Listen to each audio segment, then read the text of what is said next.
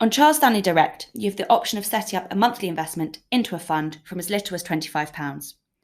This means that, as long as there is a sufficient cash balance in your account, every month we'll invest a set amount into your chosen fund or funds. To set up such an order, click on Monthly Investing under My Holdings on your My Accounts page. Then, click Create New Monthly Arrangement to set up the order, choose your fund, then choose the investment amount.